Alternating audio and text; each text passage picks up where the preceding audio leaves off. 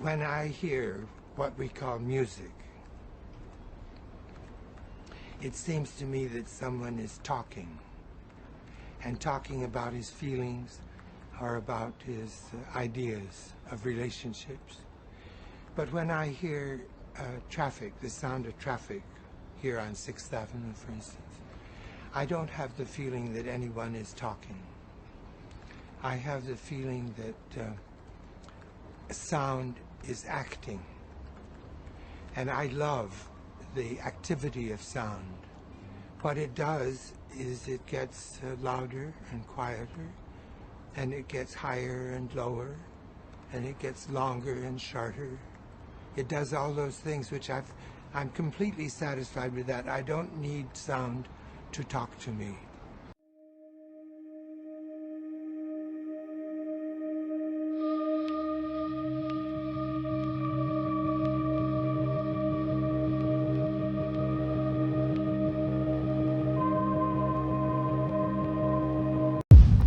To begin with, I should state that I am not an art historian, and nor do I have any specialized training in the visual arts. As someone, however, who has spent a good deal of my life in New York, I have had the opportunity on more than one occasion to spend a day wandering around the Museum of Modern Art. There was no afternoon spent in that curiously shaped building, however, where I didn't find myself drawn to one particular painting. This is Jackson Pollock's Full Fathom 5. It really is a shame that you're seeing it displayed on a YouTube video where all the texture and detail is flattened out. If you were standing face to face with this painting, the first thing that would strike your eyes is the sheer quantity of paint on this canvas. Pollock globs paint on the surface in such a way that the texture of the painting looks like a volatile, uneven landscape. I know nothing of Pollock's life, or even most of his work. But when confronted with this image, what becomes immediately clear is that this was a man who was obsessed with the materiality of his own medium. This painting appears as if to answer a question. What is a painting? Pollock's answer is apparently paint on a canvas. The activity of painting here is not regarded in the traditional sense of attempting to realize some ideal image through this medium, but rather as an expression of the beauty of the medium itself, liberated from the shackles of representation. This is called abstract art, but I think this term should be rejected. This is concrete art. There is no abstraction here. It is paint on a canvas. It is simply there as an expression of its own concrete materiality. If you were to look at this canvas closer, you notice that embedded in the paint itself are elements that are foreign to the world of high art. On the MoMA's website, the medium of this painting is listed as, quote, oil on canvas with nails, tacks, buttons, key, coins, cigarettes, matches, etc., end quote. Discarded elements of the life world of the painter himself permeates the texture of the image. This painting doesn't aspire to be in any sense timeless, but rather it appears as an expression of a specific concrete moment in a man's life. This painting appears to me as a visual counterpart to John Cage's response when asked about his music. He simply replies, "It's just sound." This is, I think, the easiest way into thinking materialism.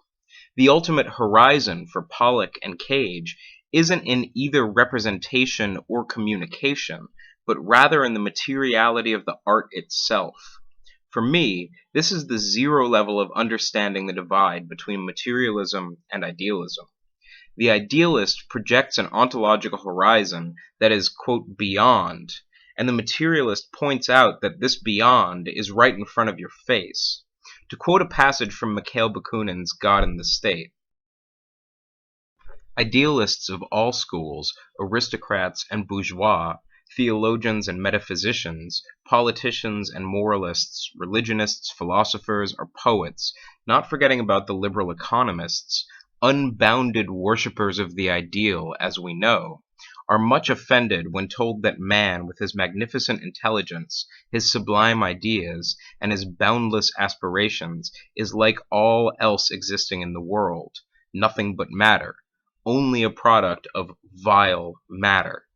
We may answer that the matter of which the materialists speak, matter spontaneously and eternally mobile, active, productive, matter chemically or organically determined and manifested by the properties or forces, mechanical, physical, animal, and intelligent, which necessarily belong to it, that this matter has nothing in common with the vile matter of the idealists. The latter, a product of their false abstraction, is indeed a stupid, inanimate, immobile thing, incapable of giving birth to the smallest product, a caput mortem, an ugly fancy in contrast to the beautiful fancy which they call God. As the opposite of this supreme being, matter, their matter, stripped by that which constitutes its real nature, necessarily represents supreme nothingness.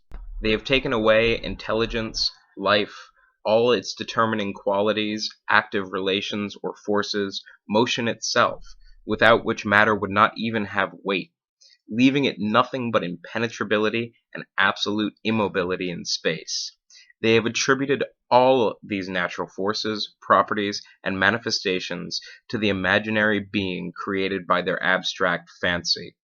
Then, interchanging rules, they have called this product of their imagination, this phantom, this God who is nothing, supreme being, and as a necessary consequence have declared that the real being, matter, the world, is nothing. After which they gravely tell us that this matter is incapable of producing anything, not even of setting itself in motion, and consequently must have been created by their God. Bakunin's thesis here is essential in understanding the dividing question. Matter for the idealist is dead, lifeless, and devoid of any value in itself. The idealist cannot understand the materialist because their notion of matter is a direct result of a primordial split between the vile matter and that which animates it, i.e., God. This distinction between the vile matter of the idealist and the matter of the materialist, overflowing with dynamism and productive value, is the source of the philosophical divide between the two. It's not primarily a question of ontology, it's a question of aesthetics. The idealist wants a simple, neat, and tidy universe that fits together like puzzle pieces through the notions of form and necessity. The materialist, on the other hand, is obsessed with content and contingency. Perhaps we might say in Nietzschean terms that the idealist is an Apollonian and the materialist is a Dionysian drunk on the contingency of the universe with which he is presented. The simplest and most difficult problem for the solipsist and the idealist alike is the fact that when I push on the world pushes back. Living in the world hurts. As such, there is no version of being in the world that is not defined by a certain aspect of friction, underlying every action that I as an embodied subject undertake. This fact haunts any idealism, and is often hand-waved away as a trace of the fallenness of the world, as in Spinoza. But I must confess, I don't know what I am apart from my own materiality. That is my own finitude in both space and time, my limitations of all stripes, and the being of my own physicality. If materiality is the mark of a primordial fall, then that aspect of fallenness in all its transience and contingency constructs the coordinate system by which I define myself in the world. Things arise, things pass away. If one were to remove that transcendental heartbeat, I simply don't know what, if anything, is left. Consider the mind-body problem, which of course asks the question, how does the mind relate to the body? It is all too often that we look at such a question as an empirical or logical puzzle. With enough data, we can solve this problem. We can, on the other hand, consider this question not as an abstract puzzle, but as a lived negotiation with ourselves being worked out in real time. I experience my subjectivity in a certain way. I experience my body in another way. No ontological dualism is required in the recognition of this fact. So we must pose the question, if I am embodied, what is my relationship to my own embodiment? Not in some abstract theoretical sense, but rather as a matter of practice and concrete experience. Some define this relation through dance or martial arts. Others define this relationship with chain smoking and alcohol. But in either case, there is a relationship. It is this question which I suspect cannot be thought against any purely idealist ontological horizon. For the idealist, the body is illusory, a mark of fallenness, a vile material expression of higher eternal ontological truth. This is why the question sometimes appears: if you're simply matter, then you die, rot in the ground, and in the fullness of time you're forgotten. So why not just give up? Where can there possibly be any meaning? What this question misses is that it only has meaning against the background of idealism. If that background is eliminated and the ontological horizon is a materialist one, the aesthetic and purposive aspect of existence necessarily ties itself to the materiality of the body. I am at a basic level a sensuous being. I eat, smell, watch, touch, and listen. The enjoyment of life is tied to the sensual, to the physical, and to the erotic. As in the Pollock, the meaning and beauty are in the materiality of the medium itself. I simply cannot deny my own physicality as being illusory.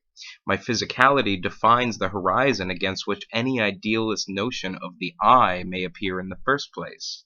Even in Descartes' meditations, the only way he can get to the famous cogito is by a mad, frantic denial of all physicality. The physical comes first and must be negated to arrive at the pure I. Something like this Cartesian negation must take place within this new appearance of Berkeleyan idealism, the paragons of which on YouTube are Johannan Ratz and Inspiring Philosophy. In order to assert the illusory nature of the physical, you must at bottom deny the fact of your own embodiment as a creature. There is no heartbeat or breath in this philosophical space.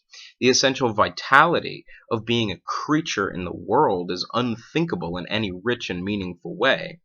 In the strict Nietzschean sense, this is nihilism, a fundamental denial of life itself, and a sickly turning away from the world and humanity as such. So are we in fact bound by this idealist ontological horizon? I honestly don't know.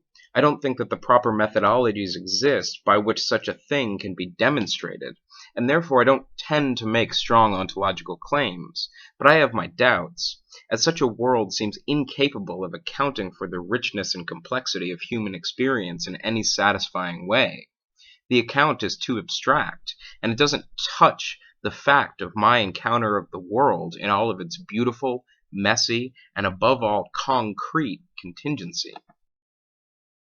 People expect listening to be more than listening. And so sometimes they speak of inner listening, or the meaning of sound. When I talk about music, it finally comes to people's minds that I'm talking about sound that doesn't mean anything, that is not inner, but is just outer.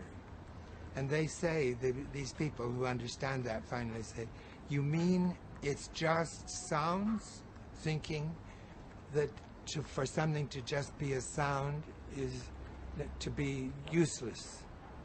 Whereas I love sounds just as they are. And I have no need for them to be anything more than what they are. I don't want them to be psychological. I don't want a sound to pretend that it's a bucket, or that it's a president, or that it's in love with another sound. I just want it to be a sound.